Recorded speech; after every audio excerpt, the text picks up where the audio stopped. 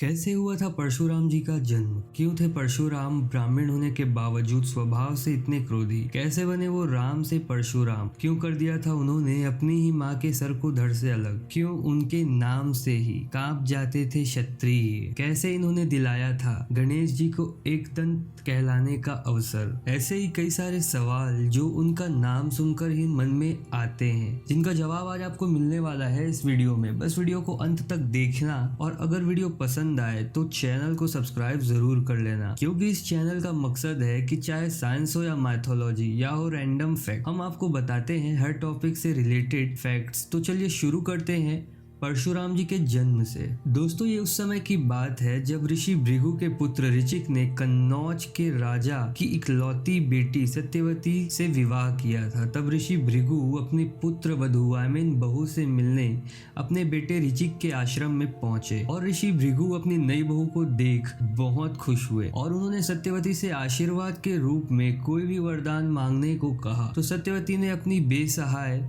माता पिता और अपने लिए पुत्र प्राप्ति का वर मांगा। तो ऋषि भृगु ने उन्हें दो अलग अलग फल खाने को दिए और कहा, सत्यवती तुम अपने हिस्से के फल को गूलर के वृक्ष के नीचे और तुम्हारी माँ अपने हिस्से के फल को पीपल के नीचे बैठकर खाएंगी। पर उन्होंने इसका उल्टा किया। एक्चुअली सत्यवती की माँ को ये लगा कि ऋषि भृगु ने अपनी पुत्र वधू को अपने कुल में एक अच्छी संतान प्राप्ति के लिए एक अच्छा फल दिया होगा, इसलिए सत्यवती की माँ ने फल को अपनी बेटी सत्यवती के साथ छल पूर्वक बदल लिया, जिसके बारे में ऋषि भृगु को योग साधना द्वारा पता चल गया। जिसके परिणाम स्वरूप ऋषि भृगु ने बताया कि अब सत्यवती का बेटा ब्राह्मण कुल में पैदा होते हुए भी क्षत्रियों जैसा व्यवहार करेगा और सत्यवती के माता पिता के घर जन्मा बच्चा क्षत्रिय होने के बावजूद ब्राह्मणों की तरह व्यवहार करेगा। ये सुनकर सत्यवती दुखी होकर ऋषि भृगु से उस फेरबदल के लिए माफी मांगते हुए ये प्रार्थना करने लगी कि उन्हें ब्राह्मण पुत्र ही चाहिए, जिसके कारण ऋषि भृगु ने कहा कि ठीक है, तुम्हारा पुत्र ब्राह्मण ही होगा, पर उससे जन्मा पुत्र तुम्हारा पोता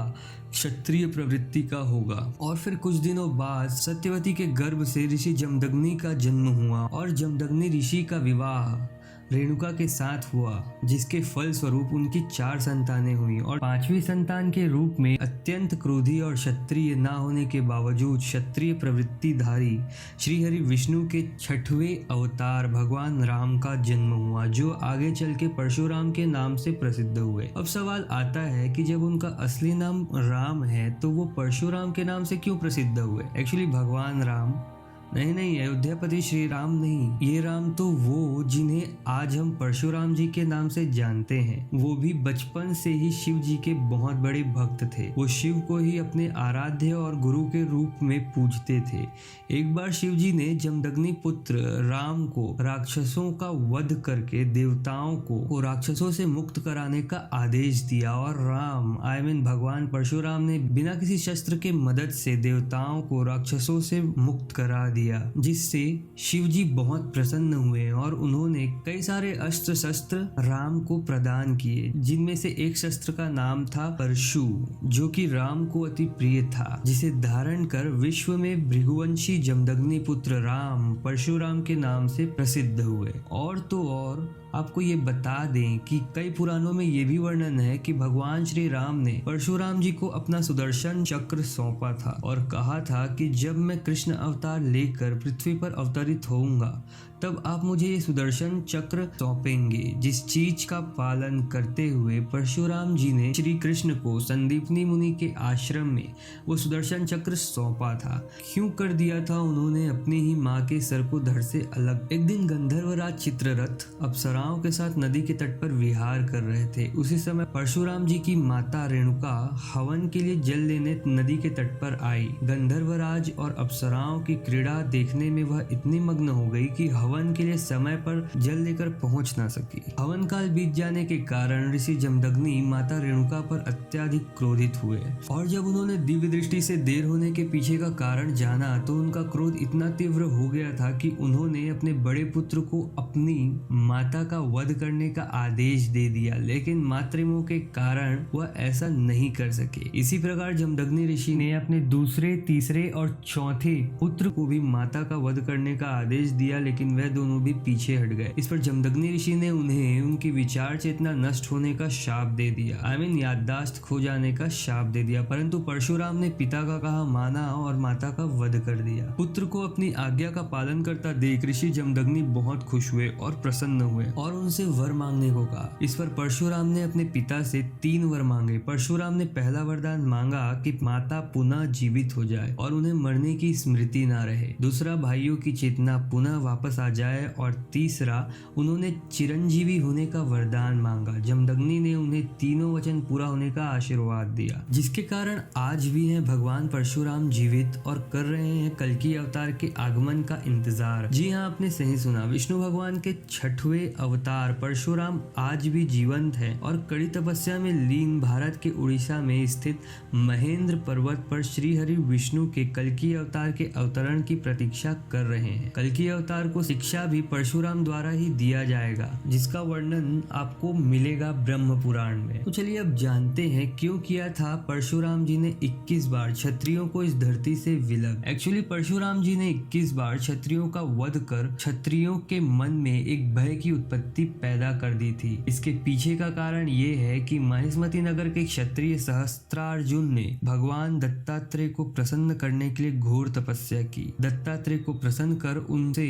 10,000 हाथों का आशीर्वाद मांगा, तब उसका नाम अर्जुन से सहस्त्रार्जुन पड़ा। माना जाता है सहस्त्रार्जुन अपने घमंड में इतना चूर हो गया कि उसे कुछ भी याद ना रहा और वह धर्म की सभी सीमाओं को लांघ चुका था। एक बार सहस्त्रार्जुन अपनी पूरी सेना के साथ झाड़ जंगलों से पार करता हुआ जमदग्नि ऋषि के आश्रम में पहुंचा। महर्षि जमदग्नि ने सहस्त्रार्जुन को आश्रम का मेहमान समझकर स्वागत सत्कार में कोई कसर नहीं छोड़ा। कहते हैं ऋषि जमदग्नि के पास देवराज इंद्र से प्राप्त दिव्य गुणों वाली कामधेनु नामक अद्भुत गाय थी। महर्षि ने उस गाय की मदद से कुछ ही पलों में देखते ही देखते पूरी सेना के भोजन का प्रबंध कर लिया। कामधेनु के ऐसे विलक्षण गुणों को देखकर सहस्त्रार्जुन को ऋषि के आगे अपना राजसी सुख कम लगने लगा।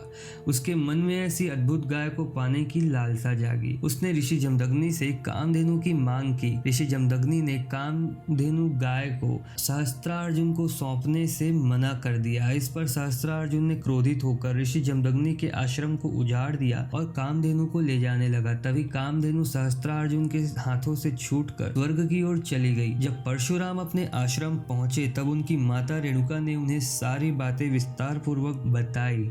परशुराम माता पिता के अपमान और आश्रम को तहस नहस देखकर आवेशित हो गए। पराक्रमी परशुराम ने उसी वक्त दुराचारी सहस्त्रार्जुन और उसकी सेना का नाश करने का संकल्प किया। परशुराम अपने परशु अस्त्र को लेकर सहस्त्रार्जुन के नगर महिष्मतीपुर पहुंचे, जहां सहस्त्रार्जुन और परशुराम का युद्ध हुआ, किंतु परशुराम के प्रचंड बल के आगे सहस्त्रार्जुन बौना साबित हुआ। भगवान परशुराम ने दुष्ट सहस्त्रार्जुन के हजारों भुजाओं और धड़ को परशु से काट कर सहस्त्रार्जुन का वध कर दिया और इस वध का प्रायश्चित करने के लिए परशुराम तीर्थ यात्रा पर चले गए। तब मौका पाकर सहस्त्रार्जुन के पुत्रों ने अपने सहयोगी क्षत्रियों की मदद से तपस्यारत महर्षि जमदग्नि का उनके ही आश्रम में सिर काटकर उनका वध कर दिया। सहस्त्रार्जुन के पुत्रों ने आश्रम के सभी ऋषियों का वध करते हुए आश्रम को जला डाला। माता रेणुका ने सहायतावश पुत्र परशुराम को विलाप स्वर में पुकारा। जब परशुराम माता की पुकार सुनकर आश्रम पहुंचे तो माता को विलाप करते देखा और माता के समीप ही पिता का कटा सिर और उनके शरीर पर 21 घाव देखे।